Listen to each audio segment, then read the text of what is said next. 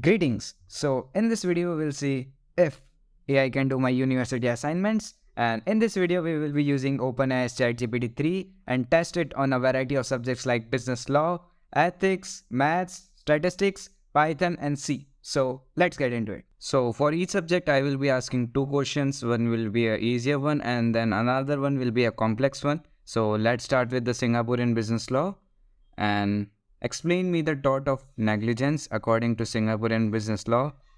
And it has started giving me the answer. Duty of care, breach of duty, causation, damage. Yeah, this answer is alright.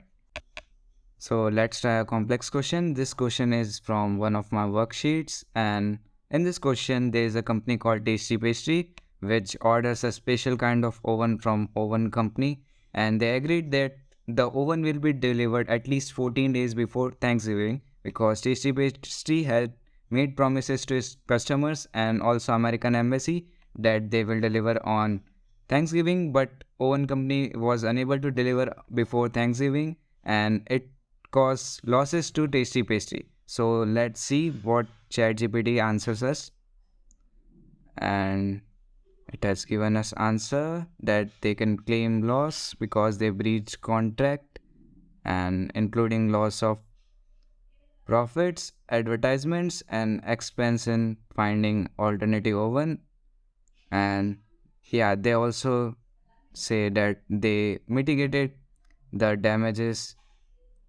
Yeah, this answer is alright. Now let's go with maths and we will give it a easier question first. Explain me Al hospital rule, and don't know if I am pronouncing it right. And it has given me the answer and it's the right explanation. Now let's go with a complex question and we will give it a integration word problem, and it has given me the answer, but I am not sure if that answer is correct. If you are a maths guru, just check the answer and tell me in the comments if that answer is right. Now let's go with ethics and we will start with the simpler one. What do you think about euthanasia? If you are someone who don't know what euthanasia is, and in it's called Mrityu, and if you want to know more, just ask ChatGPT, and it has given me the answer, and I think I'm quite satisfied with the answer because it's a controversial topic which requires deep moral, ethical and legal implications. So now let's go with the harder question. While slavery may be endemic in our capitalistic society, human rights are still moral entitlements that people should be entitled to. Give me arguments, premises, rebuttals, counter to those rebuttals and conclusion.